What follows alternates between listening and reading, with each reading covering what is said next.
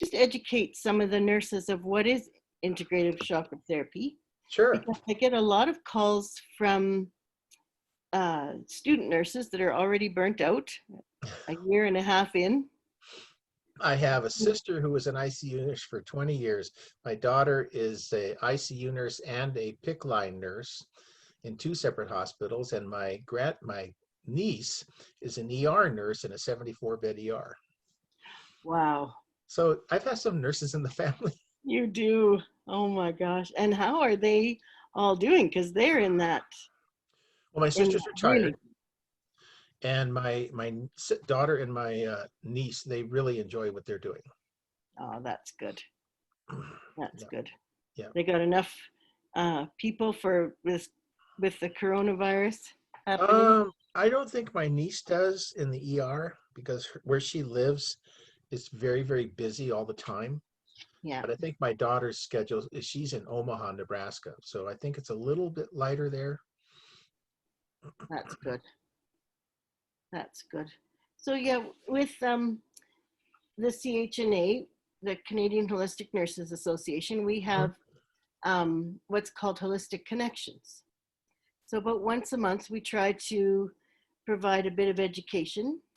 And this next group of months going forward, we're trying to take some of the members and say, what is your modality? What do you do? And how did you integrate that with nursing? And Sure. there's a real knack, I guess, to writing it up just so that it what happens is we take whatever course you're going to take for your modality, you get your certification in that. And then there's a gal from Saskatchewan that used to work in the provincial governing body for nurses. So she knows a few of the key words and things you have to include. And then, there's in Nova Scotia, they've had really good reception from their governing body there of what most modalities are accepted, as long as you can round them out into the nursing assessment and diagnosis and evaluation. You can prove that you're doing that, then it can be included. Yeah. So I should introduce you, Richard. Dr. Jelusich is a gifted intuitive spiritual counselor, an energy healer, and an author. He's an experienced international speaker and an ordained minister. And how many students have you taught now in Canada and the States? So many. In Canada and the States, it's well over 500 students and practitioners. That's so great. So great. And often, and many other, like not just integrative chakra therapy, but you have many other courses that you teach, and it's expanding, isn't it? Because with your Yes, California well, CIHF. for what I do personally is through Light News Institute, which is my company, and I'm the founder of Integrative Chakra Therapy, which is a 2.5-year course. So within that is the training of practitioners, as we just spoke about, plus workshops and lectures and so forth. And the other side is I am connected to the California Institute for Human Science, which is a graduate school and research university. Based in mind, body, and spirit. And there I am lead faculty, but I'm also the chair of the board of directors. So, you know, the school embellishes not just the ontological part, but the scientific research part of the metaphysics of the whole human being. Yeah. So I do that to keep myself very balanced in my work. So on the professor side at the Institute, I do teach several courses there too. That's great. And I do find, I know going through your course, I really appreciated when you could tie the science in, because sometimes it's like, oh, okay, and I've heard of that, but then when you tie it in with science and research, then it really does hit home. And there's a lot of nurses in the States, oh my goodness, the modalities that they have available to them is 100%, 150% more than what we have in Canada. We're just babies, but they're have their own group of nursing researchers Hmm. in these kinds of, in all they've got approval for aromatherapy in acute care, not Oh, just palliative care, but in acute care. So the I doctor see. will actually order it. He'll ask for the consult. The nurse will do the consult, and the doctor will order what kind of aromatherapy to use. Isn't that something? That's wonderful. It's great. In I'm a, a dissertation chair for my student is doing the research on basil as an aromatherapy for stress reduction using heart rate variability as the research method. wow, that's pretty cool. Yeah. So, and holistic nurses, I'll tell you what is a holistic nurse, Richard. A nurse who recognizes and integrates body, mind, emotion, spirit, energy, environment principles, and modalities in daily life and clinical practice, creates a caring, healing space within herself or himself that allows the nurse to be an instrument of healing, shares Oh, that's authenticity of unconditional presence that helps to remove the barriers to the healing process, facilitates, that's a key word, and it matches with what you teach as well, right? We're just hmm facilitating another person's growth, body, exactly. mind, emotion, spirit, energy, environment connections, and assists with recovery from illness or transition to passing on. So also not connecting to the outcome. Hmm. You create a space Right. for healing to happen. Not And adding any of your own personality into the facilitation of their own healing. yeah. And one of the things that with holistic nursing um, is a real focus on self-care. Hmm. So that also kind of parallels with what you teach, because you teach that when we practice in the safety way. Yes. You're also looking after yourself. And in the holistic nursing, we are teaching that if you are not well, just like the cup half empty, if you don't have your full cup, how do you help your You really client? can't. Yeah. Yeah. From a And if position of weakness, you can't help. yeah. And if you can't leave home at home and be presence is a huge part of this. So if you can create that space and you're right there, you're listening and entirely taking in what that patient is trying to give you for information about themselves. But if you can't create space and have your mind ready, then you're not, then they say you should not be there. So that's part of the reason why there's a, a lot of self-care education that goes into being a holistic nurse. Yeah. And it's the way of the world. Integral theory, mind, body, spirit, is making its way into everything that we do, not just healing but business and science. And it's our time to really awaken ourselves. The difficulty has always been the butterfly and the caterpillar. If you're awakened spiritually and you start to understand a deeper level of the whole human being, and the caterpillar comes to you and says, "What are you doing?" It's not always the easiest thing to explain the ontology of what we do. So that's where the science comes in to say, well, look, here's a study that shows that this is real. I've done and presented to symposiums too, my method of energy medicine, and have proven that it works in a pilot study.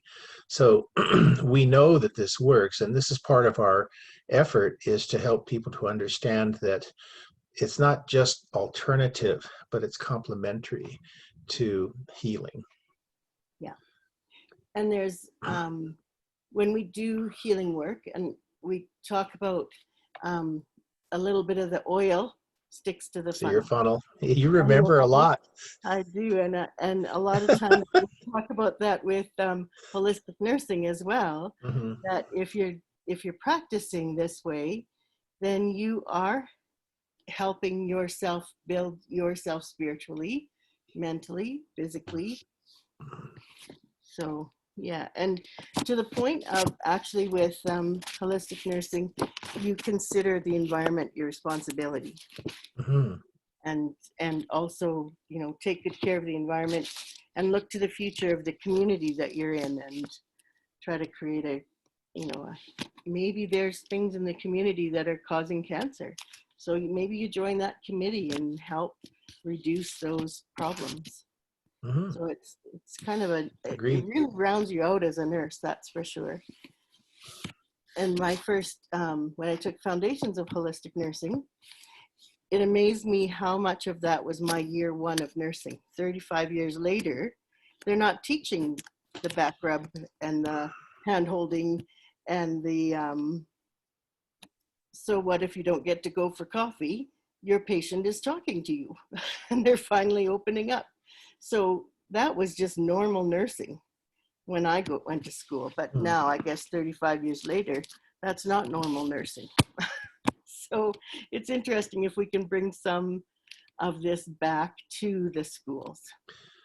Yeah, and the compassion and the caring, and going back to your point, if the nurse doesn't take care of themselves, if they're not firmly, I like to use the image of a pyramid, if they're not firmly on their foundation, then it's really difficult to help other people. So in the realm of you being an ICT practitioner, the way that form of energy medicine works is that power passes through you and helps you to be stronger, more aware, higher levels of consciousness, so that you can even help more people. Yeah. And see more people, as they are, and tend to their real needs. Yeah. And I think I managed to get people to open up more about culturally and spiritually than if you're just like right on, this is our task for the day and this is the medication I'm going to teach you about. We kind of back that up a little bit, and I have probably for years, but this is a new concept for some nurses to say, okay, so what's happening in your life right now? Because maybe I teach diabetes, so maybe diabetes is not their concern that day. It could be that their uncle passed away. It could be that they have no money. It could be they have no food. So, Mm-hmm. and culturally, I find our indigenous population here, I'll see them 2 or 3 times before they're ready to trust me, and they've tried different therapies for diabetes. And I just want to know what it is, what did they have in their tea? And did it work? Maybe it did help them. Mm-hmm. So I think just being open to what people believe and what they've already tried at home.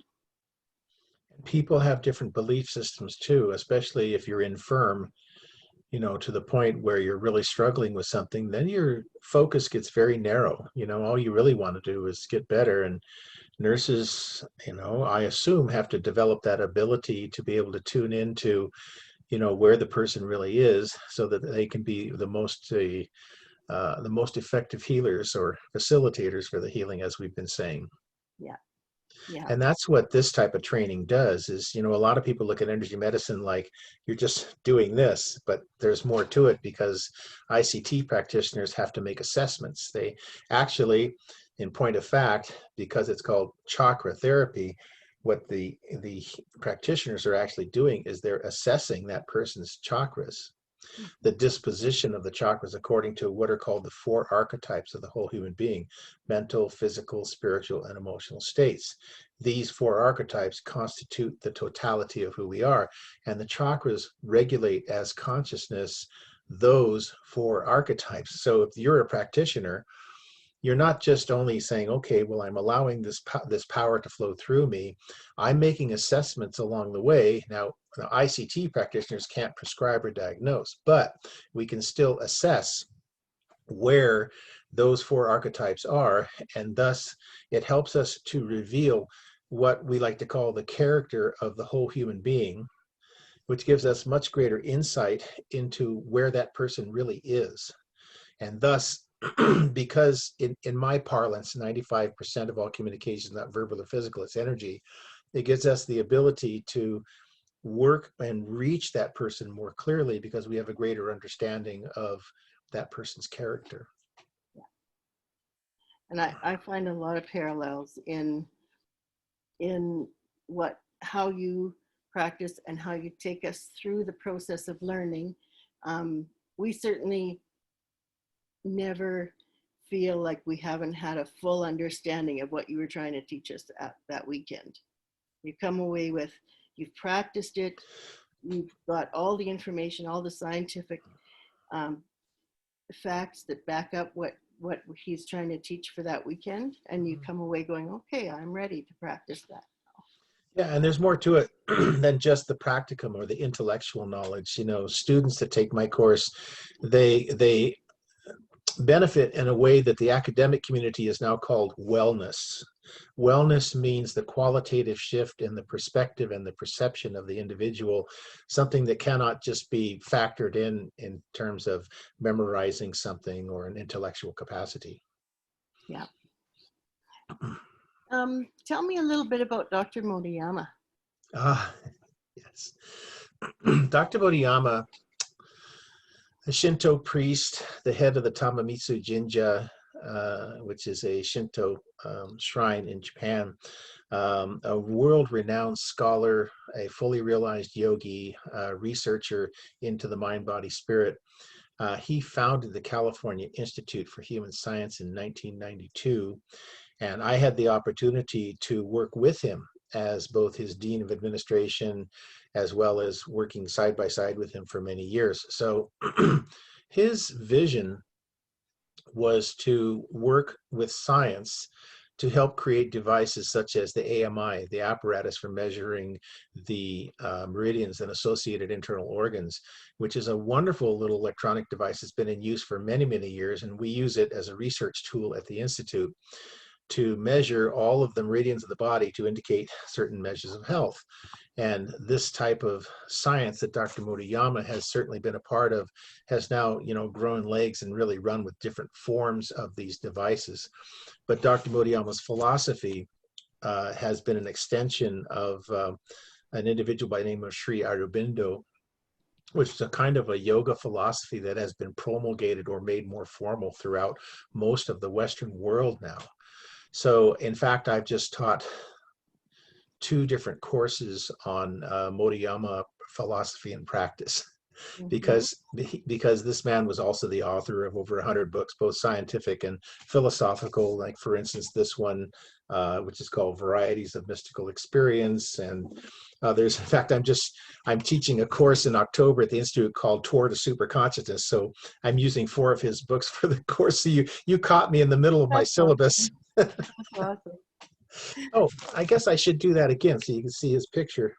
Yeah. Oh, there. Awesome. Yeah.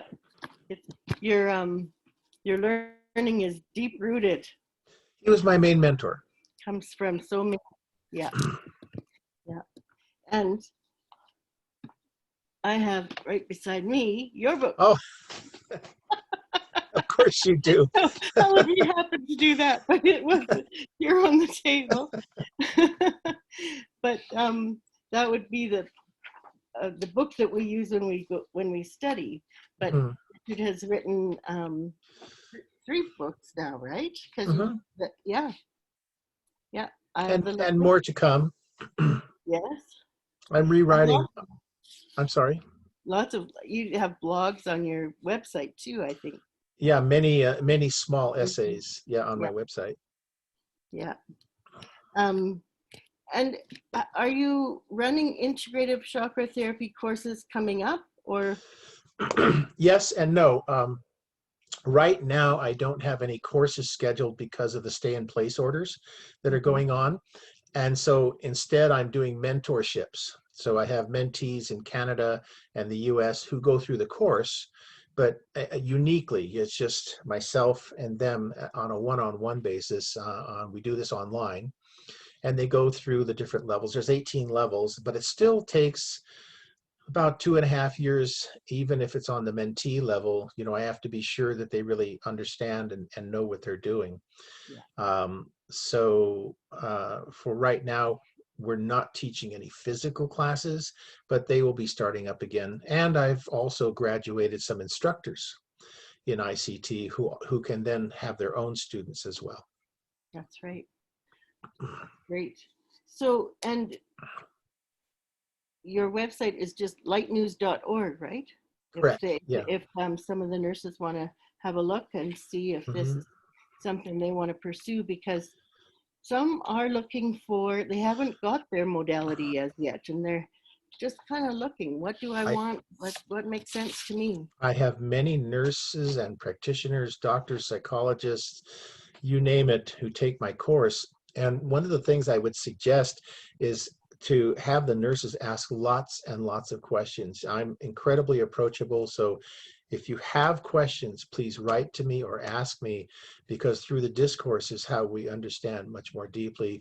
And you know, any nurse is going to want to see, well, what resonates with me and the way I would like to do my work and what's going to facilitate my aspirations the best. Yeah.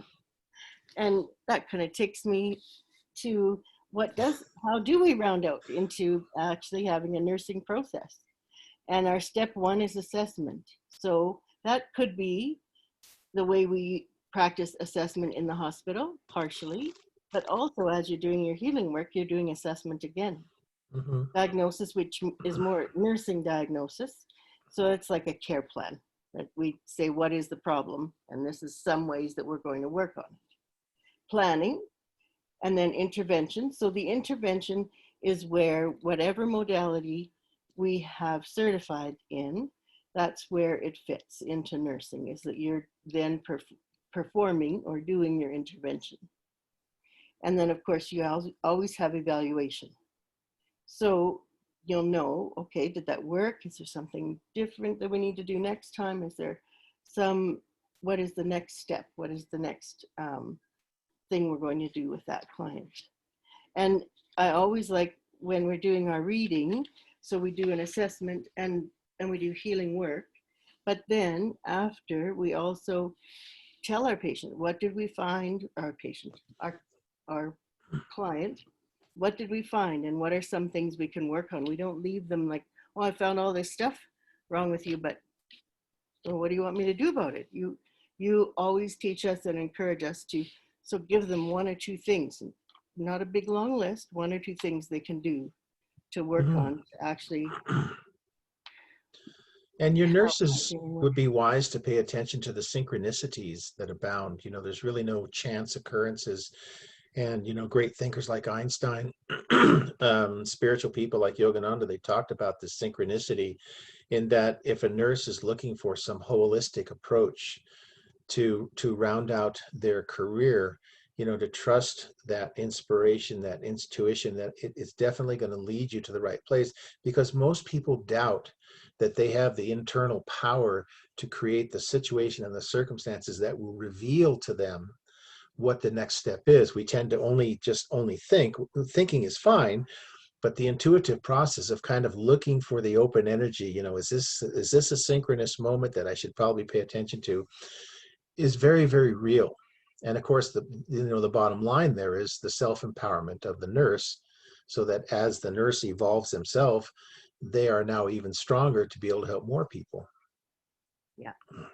And I think timing is everything.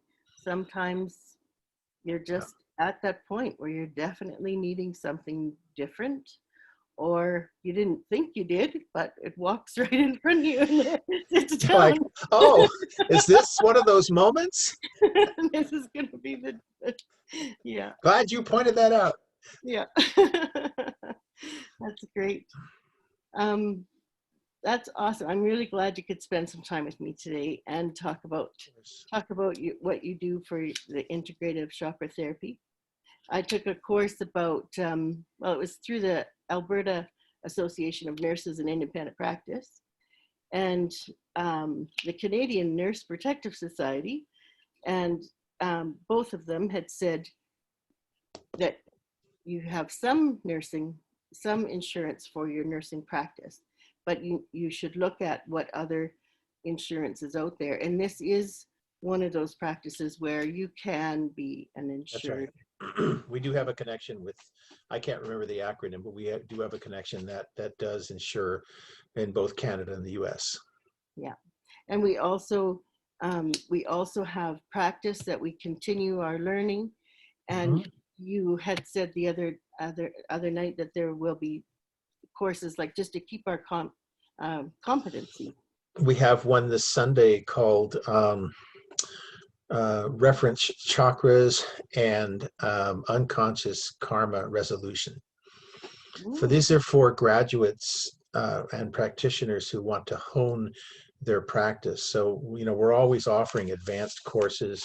And of course, our best sources are the practitioners themselves that says, well, why don't you teach a course in advanced karma and reincarnation? Or why don't you teach a course in what are called axial tonal alignment of the chakra centers, or some esoteric thing like that? But you'll find that it's the practitioners themselves that are so hungry for more of this knowledge. They come to me and they say, well, why don't you have a course about this? So then we do that. So I just put out a newsletter just the other day, Connie, and I don't know if you got a copy of it or not, but we've got yeah. things happening Saturday through Wednesday of next week that are both in person and online.